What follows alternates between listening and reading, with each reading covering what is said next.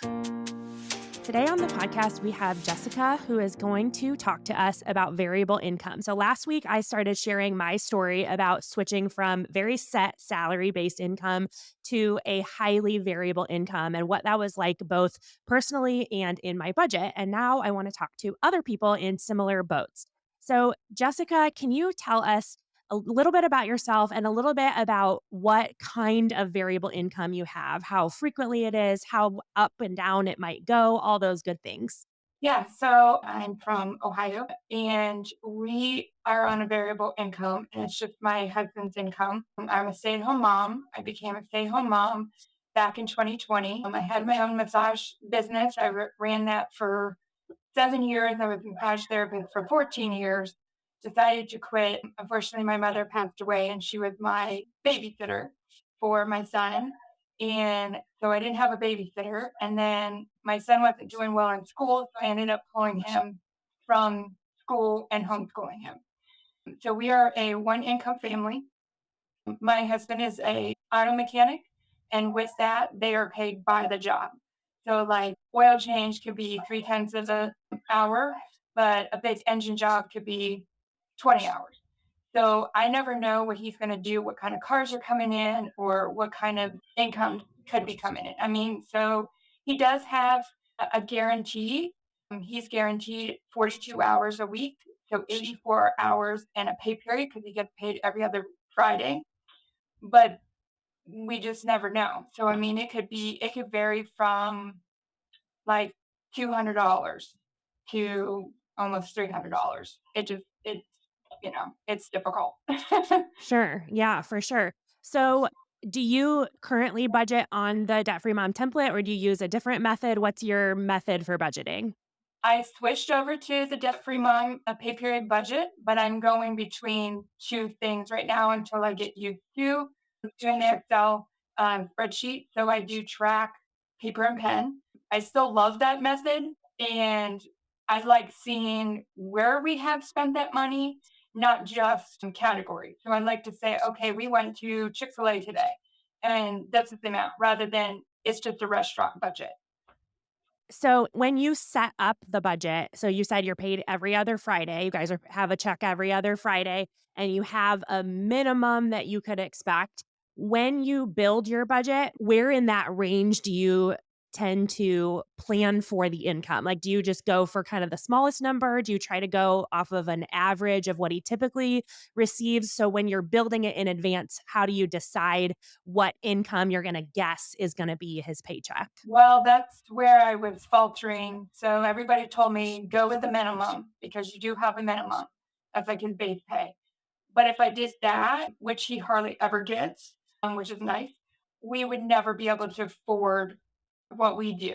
And I know there you always talk about, your gap and all that stuff, but and people are like, well, do the bare minimum. It's like, yeah, but he never hardly ever gets that. So I do about probably $100, 100 to $150 above that minimum.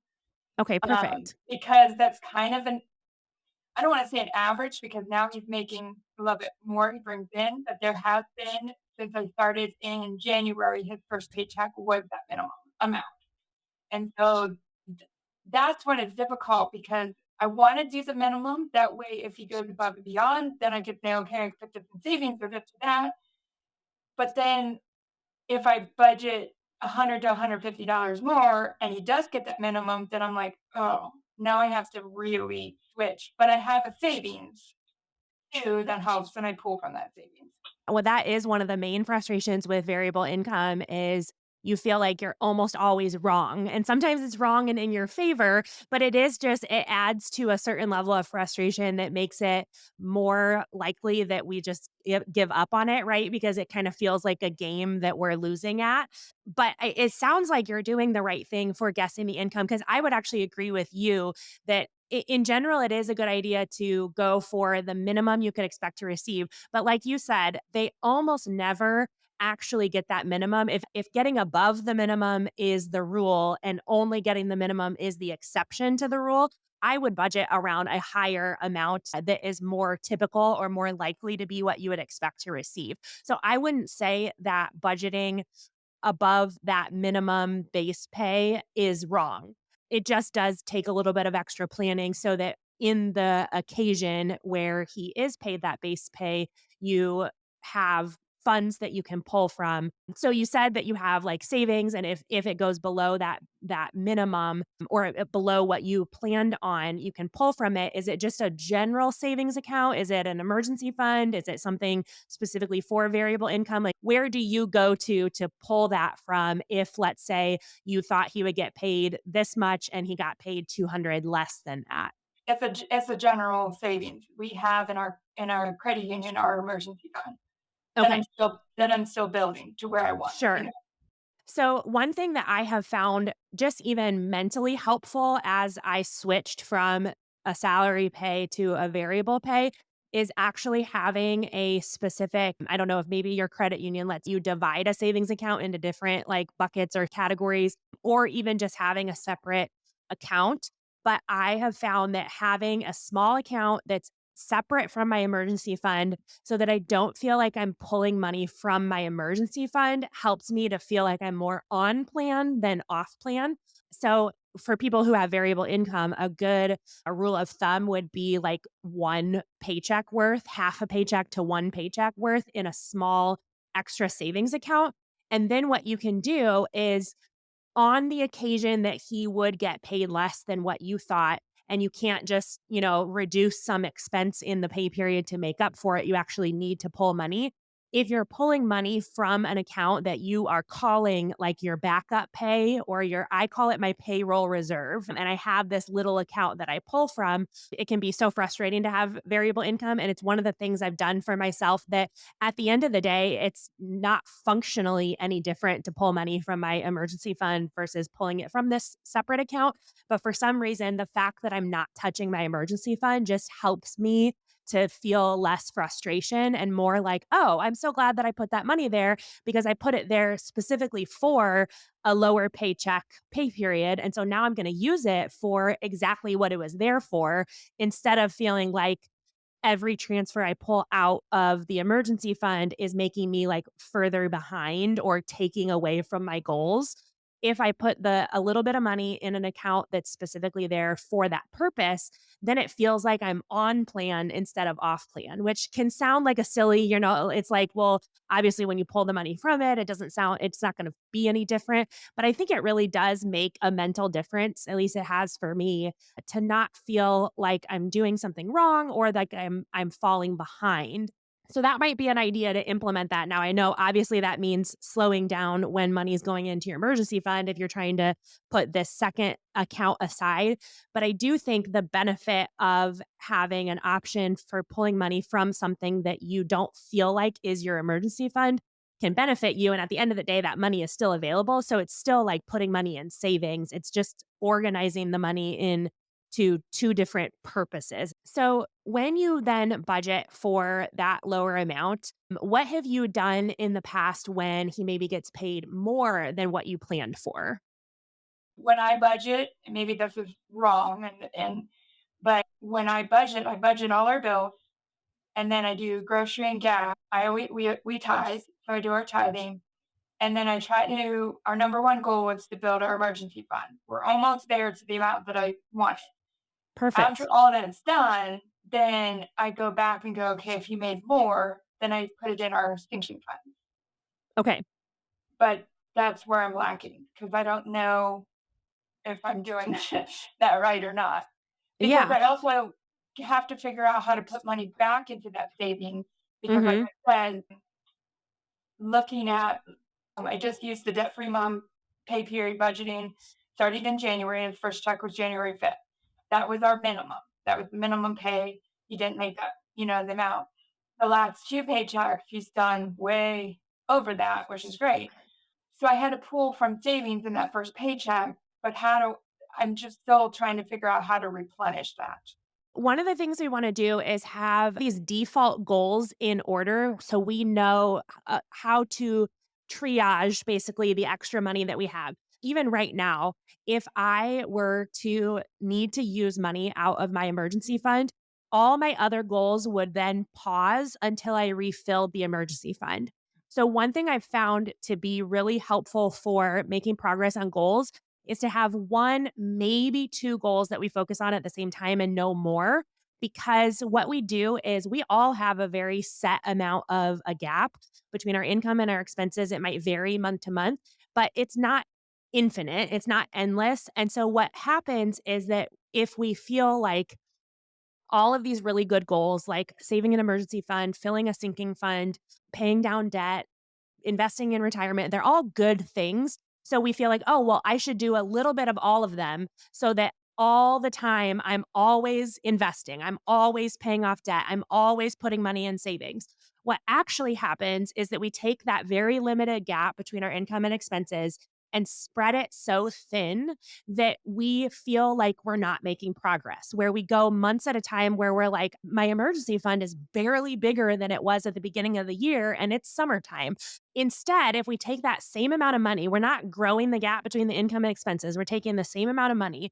If we put our goals in order and we say, I'm going to focus on one, maybe two at a time and just target it until it's full or target it until that goal is met, and then pause doing that and move to the next goal, the perception, the feeling of momentum becomes so much stronger that we actually are incentivized to keep going instead of feeling like there is no point in this. I'm spinning my wheels. Our budget's not moving anywhere.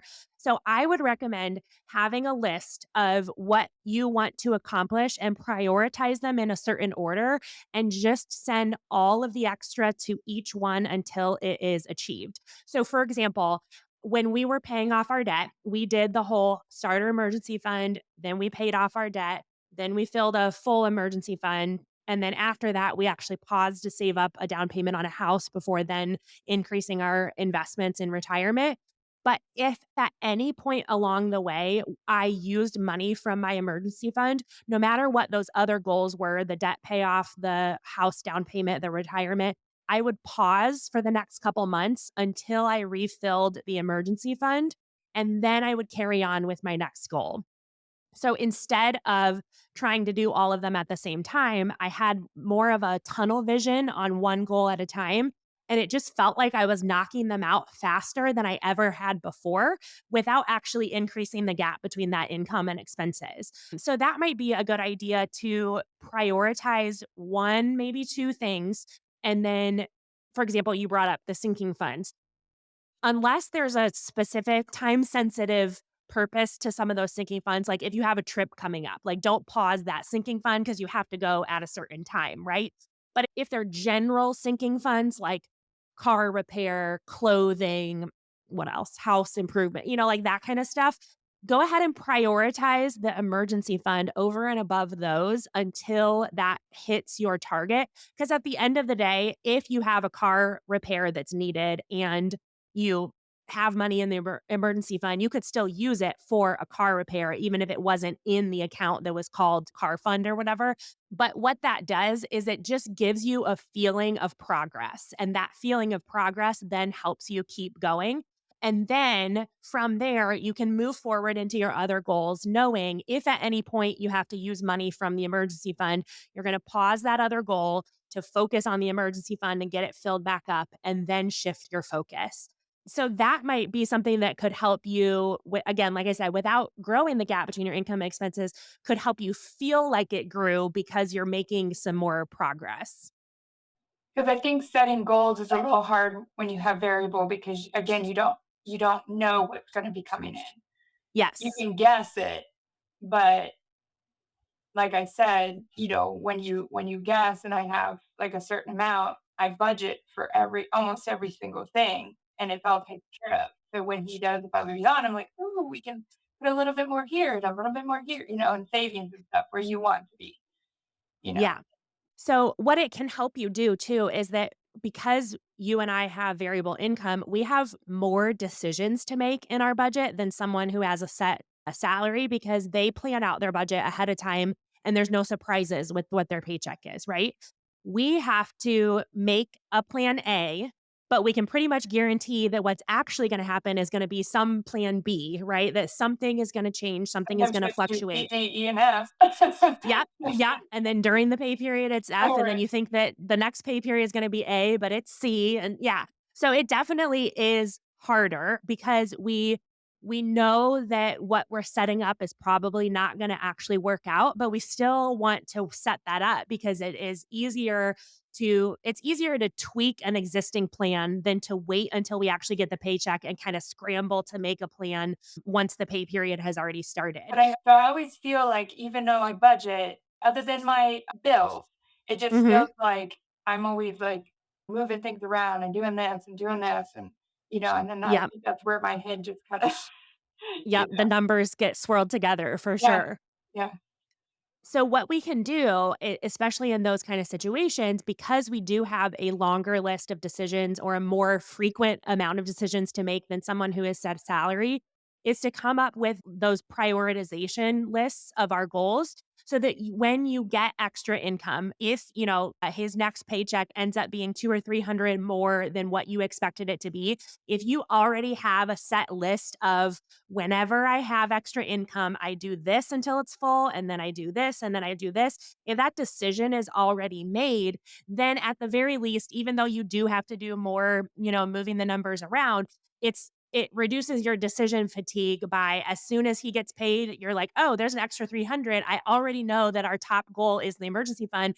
As soon as I see that, I can just make an extra 300 transfer to emergency fund and move on. I think a lot of times when we have extra, and this applies to salary or variable income, when we get extra money or we see more than we expected to be there, we kind of sit down like we have a blank piece of paper in front of us and we treat every extra amount of money as like this brand new decision. Like, what do I want to do with this today? Where should this go now? What fund?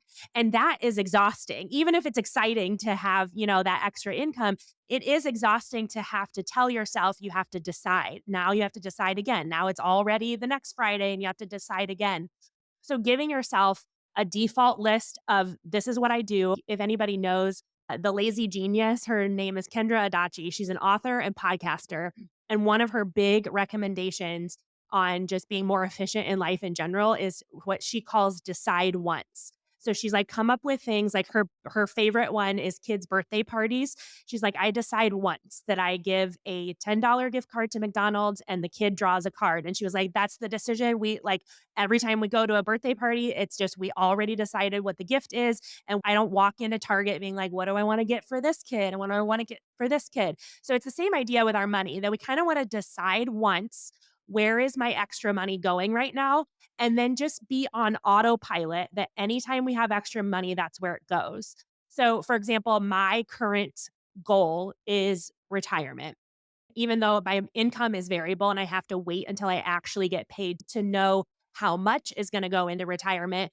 As soon as I do know what that paycheck is going to be and I deposit it into my personal bank account, whatever that extra is according to my budget, that day one on payday, I just make a retirement contribution for exactly that much and I just move on. So I try not to put too much, I don't want to say not put too much thought in it, but I already put a lot of thought into what my goals were gonna be, and so then each time I get extra money, it's a snap decision because I know where I'm at in my goals, as opposed to being like, "Oh, well, maybe a little bit could go here, maybe a little bit could go there."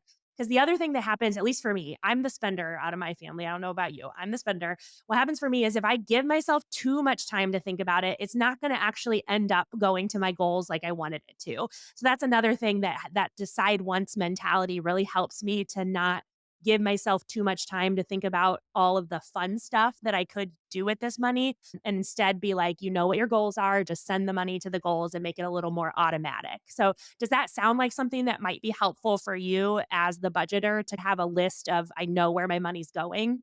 Yeah. I mean, that'll definitely help because I made a list yesterday getting ready for this of all the goals. They're not in any order, but so I can look at that and go, okay, this is number one, this is number two. And that should help with, like I said, 2 things, with feeling like you're making progress instead of if you feel right now like you're making less progress than you thought you would, having targeted goals one at a time can really increase that perception of progress. And then number 2, it also can minimize how much work you have to do making decisions every time his paycheck is higher. You don't have to say, well, I look at this list of goals and they're all good things. So if he got paid 100 extra, I'm going to send $25 to all 4 of these goals. And then what happens is that we look at it, we look back and we're like, I didn't do anything this pay period. And really we did. We just spread it so thin that it doesn't feel like we did anything. On your list of goals, what are some of the goals that you have maybe in the next like 2 to 3 years? What are some of those goals aside from, like you mentioned, the emergency fund? Yeah, we have our emergency fund, and then we take a vacation every year in August. So that's one. And then we save for our meat because we buy a quarter cow every year. We have that, but then we also have to supplement it with some other things we buy locally for farm.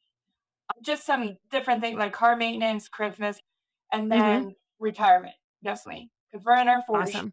And like my husband has a 401k. I think the company puts in 2% and then he puts in 5%. So I think it's at 7%. But then when I had my massage business, because I was self employed, I didn't have a retirement.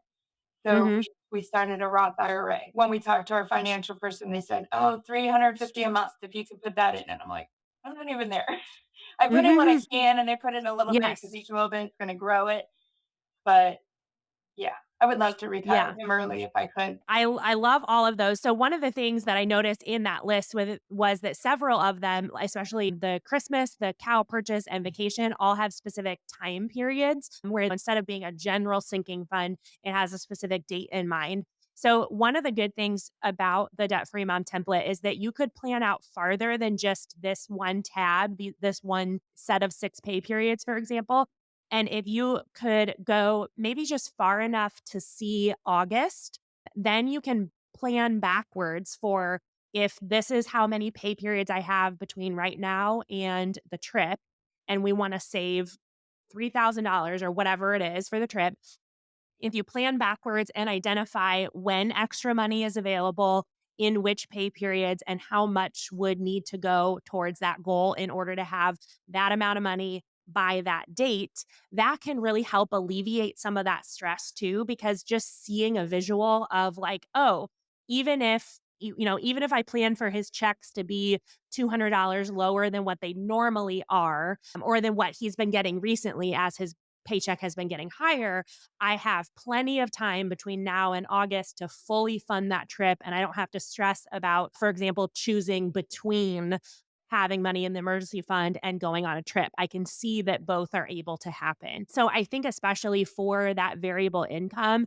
having a long runway between right now and when we actually want to accomplish something, having a plan actually built out can help to stress less about the what ifs. Like, what if we have this? What if his paycheck is lower? Because a lot of times, if we have no set plan that's actually written down, all of the what ifs in our head tend to be more negative, right? Like, what if the paychecks are super low? And what if we all of a sudden get to August and we don't have money for vacation? But laying out specific pay periods with specific numbers in mind can combat that, can kind of help us have somewhere outside of our own head that we look at and we're like, "Oh, I was stressed about accomplishing all of those things on a certain timeline, but this tool is allowing me to see the real numbers of what we could do between now and August." And it makes us feel better about having a plan for that. So I definitely would encourage building out your plan. It doesn't have to be super specific, right? Like, we can just do our best guess with what we think our bills will be, what we think our expenses will be, and just get a general idea for how much extra is going to be available between now and then, to give ourselves a little encouragement that we can do these things over time and hit those markers even if it feels like in the moment we're not making much progress. Well, we also get a tax refund, so that and a big one. We got a big one last year, I know for folks, and we take that amount and then I separate and put them in our goals where we need it. I mean, we have an accountant. I put money back to pay for the accountant. Unfortunately, where we live, I have to pay quarterly tax. I put that. So once those are there, then I could say, okay, goal number one, goal number, sometimes we put it towards the only debt we have other than our house is a car payment. So sometimes I put money on the car, but then I could do that. And then we put money for vacation back too, as well. And going along with his variable, Also, is most jobs, when you take a vacation, you get a paycheck the week that you're off. Well, with his job, he gets paid on his 3 weeks on an anniversary date, which is July 1st. So whatever paycheck falls in that week of July 1st, he gets all 3 weeks in one paycheck. So that's another thing that gets a little iffy because then I have to save it. So when he's on vacation, when we go in August, this is the reason we tend to go in August, is I have to take that from here and cover those bills because he will not get paid for the 2 weeks that he's off or week and a half that he's off because he's not making money, he's not there, you know? Yeah. So that's another decision and I have to it gets a little crazy sometimes. Yeah. Yeah, so something that you could do, 2 things that I think of as you're explaining that is, 1, that the goals in order conversation we just had a couple of minutes ago, do that also specifically about your tax return of, like, where could this do the most good in a specific place, especially if one of the things I always do for myself is if the money that we get could completely meet a goal, like, if it could actually, like, fill something all the way up, then I prioritize that as opposed to spreading it into a lot of different directions for the exact same reason. Just like our paycheck extra suddenly disappears if we do too many things with it, our tax return that we get, dollar signs in our eyeballs about how big it is, if we spread it too thin, we'll be like, "That did not do as much as I expected it to do considering how big it was." But if we can use all of it to say, "Hey, the car is completely paid off and now I have an extra 250 in my budget every month moving forward," that will benefit you right now and it will benefit you every month moving forward. Or filling the emergency fund so that as you get extra money in your paychecks moving forward, instead of trying to put it into the emergency fund, it can become a retirement contribution. So when we get those one-time deposits, trying to figure out where can this do the most good in terms of not how many different things can it do that are good, but what's one big thing that it can do that would do a lot of good for our family. That's really where I look in order to alleviate the burden on the rest of your paycheck. So I think those are 2 good examples, just and not that even one is even better than the other, but one, can it completely fill your emergency fund and hit that goal that you have in mind so that you can actually, like, check that box and move on to working on other things? Or can it completely pay off the car, or get you almost all the way there so that in your budget moving forward, you suddenly have a larger gap between your income and expenses because one of your set bills has disappeared. And then for the vacation payout, don't do too many things with that because, like you said, you will need that for those other weeks that he's gone and not getting paid. One of the things I thought of as you were saying, it takes a lot of plan A, B, C, and D. That is really hard on a pen and paper, right? Writing out a plan on pen and paper is great, and I think it actually helps our brain to make connections better when we do it physically instead of on a computer. But rearranging everything is very difficult on pen and paper because it's hard to see how everything is connected. I'm still getting used to the templates because I noticed that we've last paycheck because we just got paid yesterday. So the paycheck before that, numbers were off, and I still don't like they weren't balancing between my checking account and what I had on the spreadsheet. All my bills except for one bill is automated. So all of that I take and put in a separate checking account. So that they're kind of like already paid. That way, what's in our checking account is true, other than I think there's 3 bills that come out of there. And then same with our grocery and gas, I put in that bills account because we use our credit card because we get points for Disney and stuff like that. That's the only travel hack I have.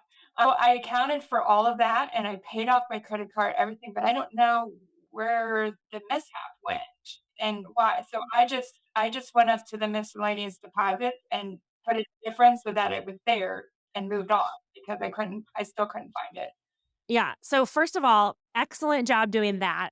At the end of the day, I do try to track down discrepancies, but at the end of the day, the thing we want to value the most is just making our next pay period match whatever the bank account says. So not what we think should be there or what we expected, but what it actually has. So at the end of the day, we do want to just move forward as accurately as possible instead of spending too much time trying to figure out what already happened.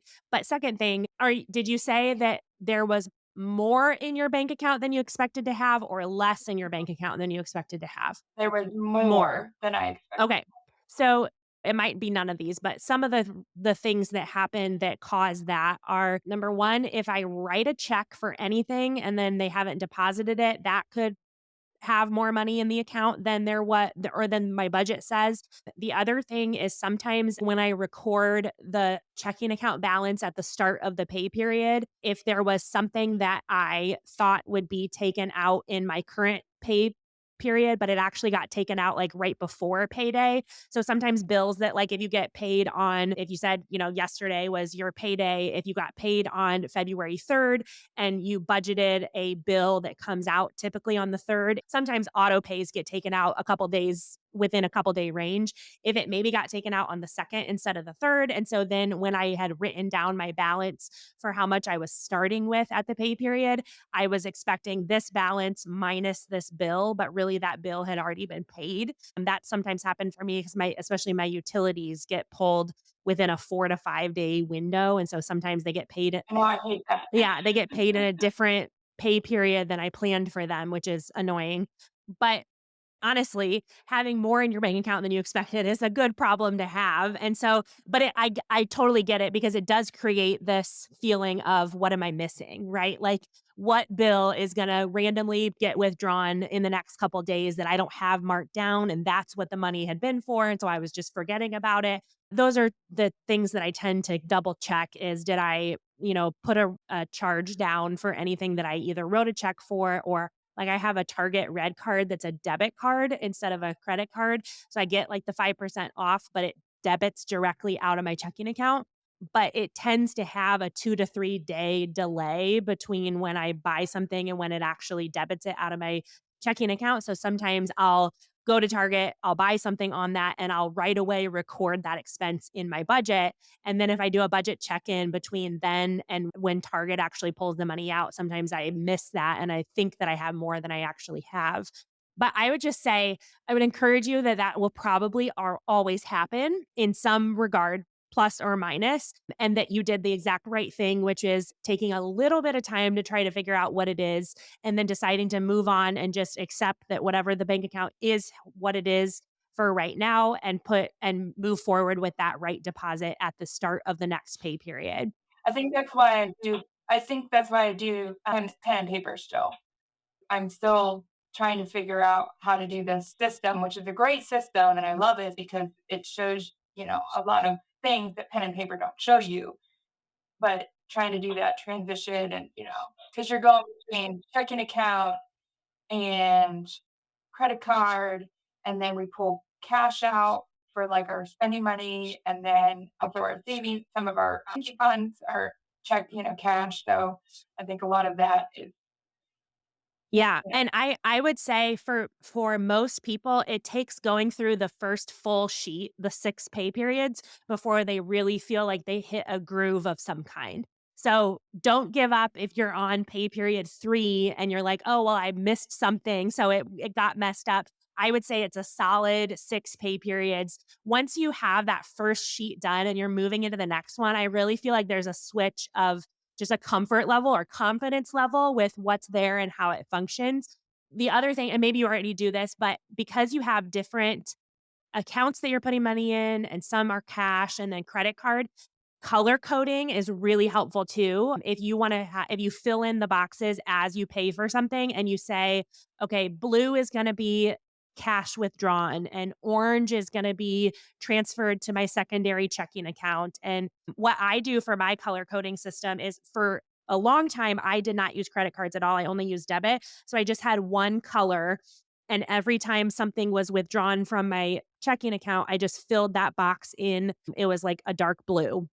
And I just did that, so I knew it was paid. Well, once I added the whole complication of using credit cards, I then had a system that has 2 colors. So now anytime something is charged to my credit card, I color it in orange, which means I've swiped for that, but I don't turn it blue, which was my original "this is paid" color. I don't turn it blue until I pay the credit card off.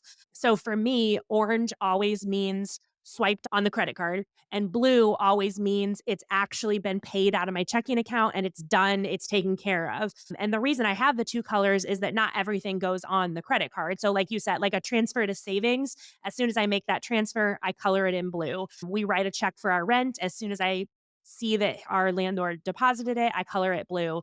The Target debit card that I have, color that blue because it comes directly out of my checking account. But then a lot of my restaurant, grocery, even like our cell phone bill and that kind of stuff goes on the credit card.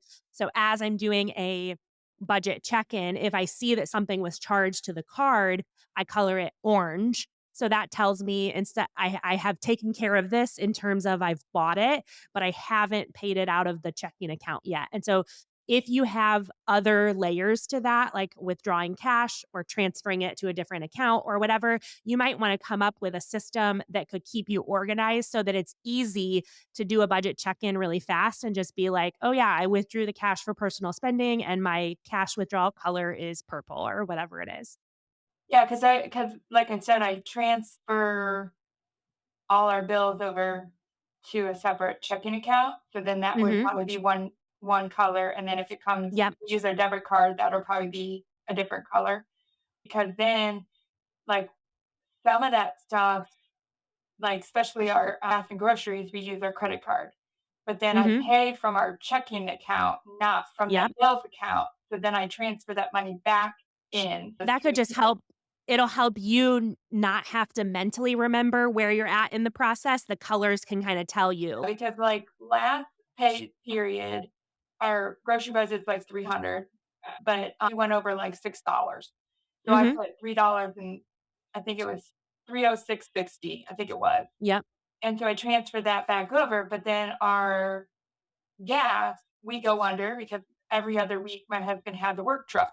So that saves on Hmm. gas.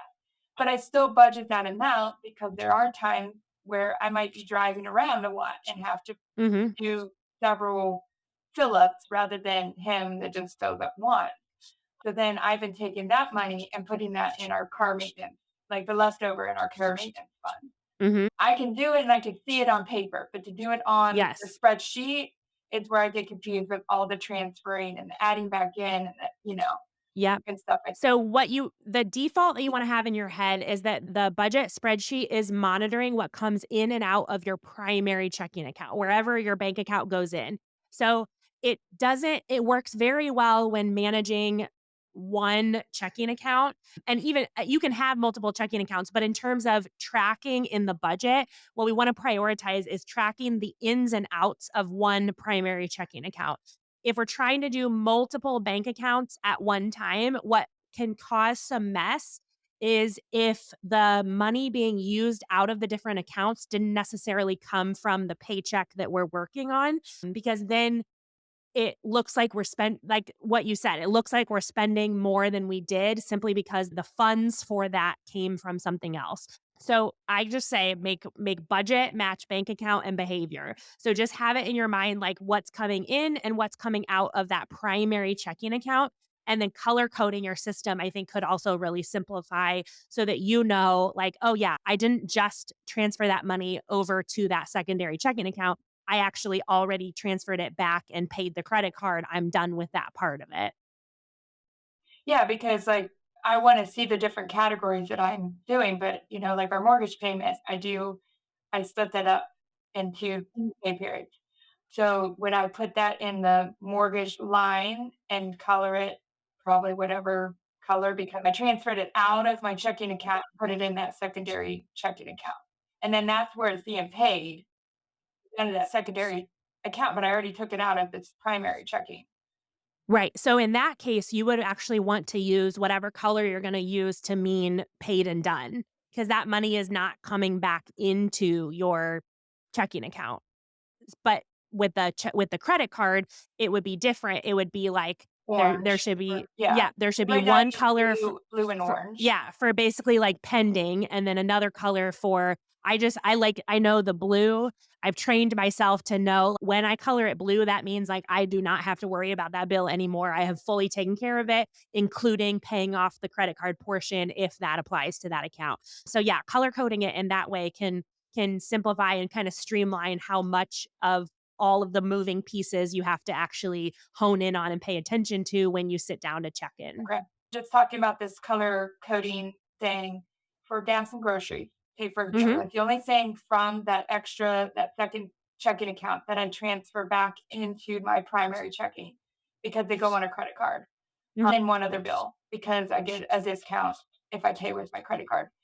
Do I add those in as categories and then mark them off blue when I pay the credit card?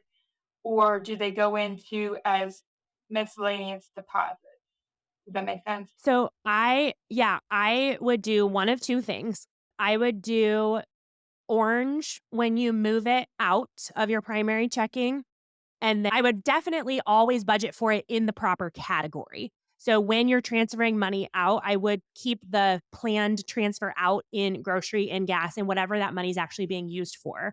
What you can do then is in the same way that if I were using money out of one of my sinking funds, you can actually ignore the transfer back in and the credit card payment in your budget because they're going to cancel each other out.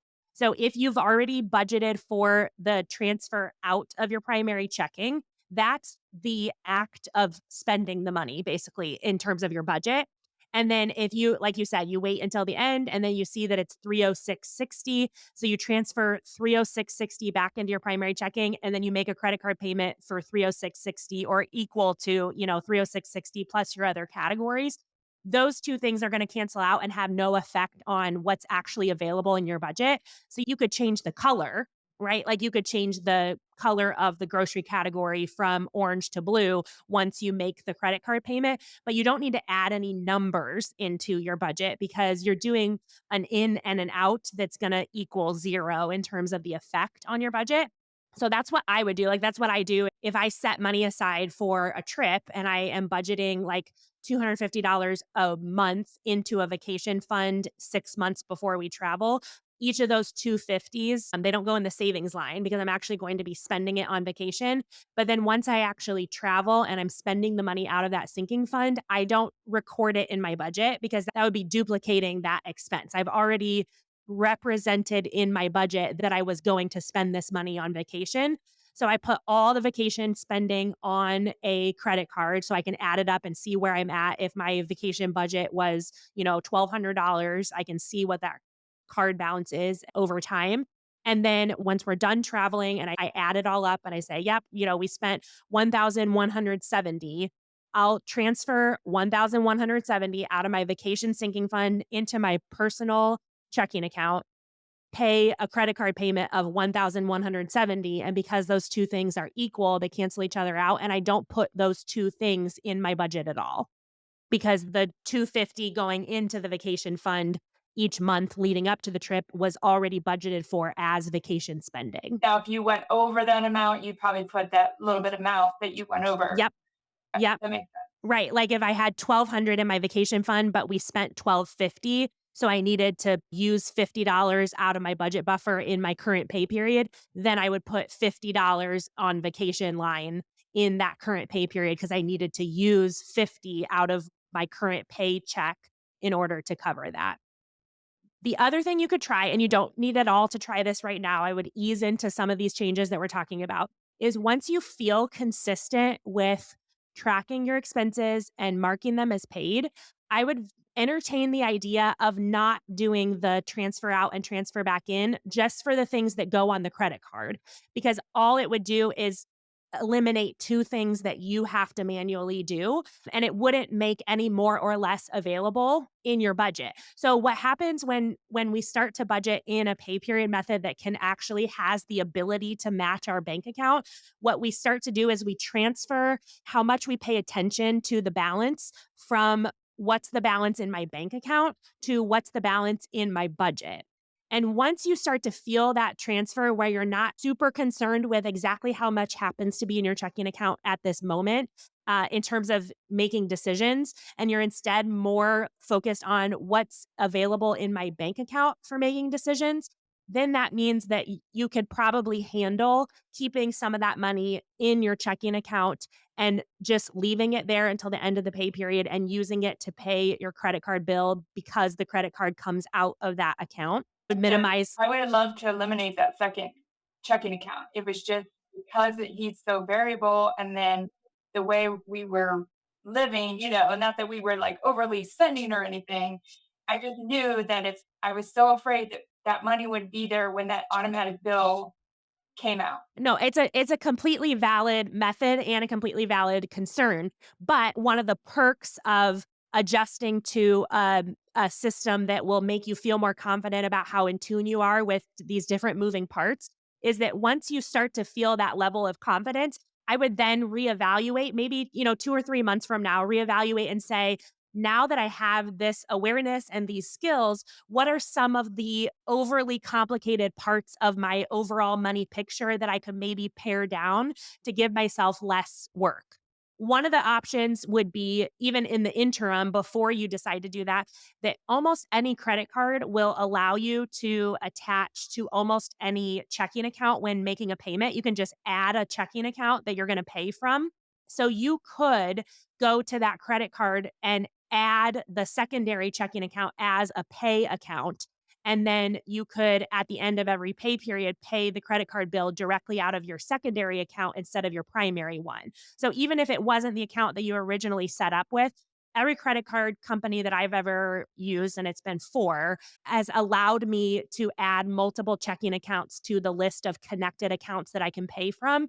So at the very least, you eliminate one of those transactions where you would move money from your primary checking to your secondary checking. And then at the end of the pay period, you would pay your credit card bill out of the secondary checking instead of having to go back to primary and then pay. Yeah. We use it mainly, our credit card mainly for groceries and gas. That's the highest percentage we can get back Hmm. in points and money and stuff like that. But we do on occasion use it for a couple other things. Yeah.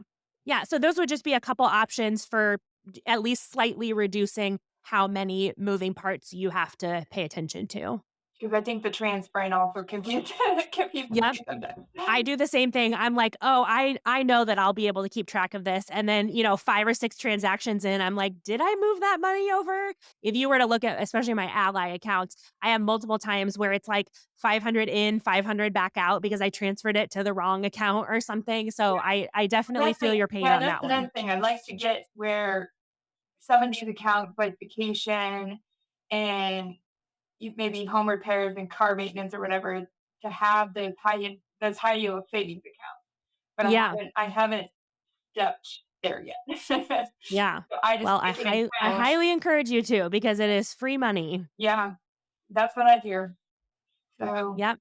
that's next Well, on one my one list. step at Yeah. a time. Yeah. Yeah, I was gonna say one step at a time. Do not make the list so long that you're frozen by how much there is to do. One thing at a time. That can come later, but that's a great goal. Maybe you decide like by the time he gets that July payout for your 3 weeks of vacation that you're gonna have a high yield savings open that could go into or something like that. Something down the road. That's my goal. Awesome. Awesome. Well, thank you so much, Jessica. This has been amazing. And like I said at the beginning, I knew there's going to be similar people in similar boats to you that just you and I dialoguing about different options and different ways to make it work better for you is not only hopefully going to benefit you, but also benefit people listening. Yes, thank you. Thanks for listening to the Debt Free Mom podcast. If you want to join me as a guest on the show, go to dfmpodcast.com. The Debt Free Mom podcast is hosted by me, Carly Hill, and is produced, edited, and mixed by Kyle Hill. Music for this episode was written by Kyle Hill. Hit subscribe wherever you're listening to join in with every new episode as we grow our confidence and contentment in our personal finances.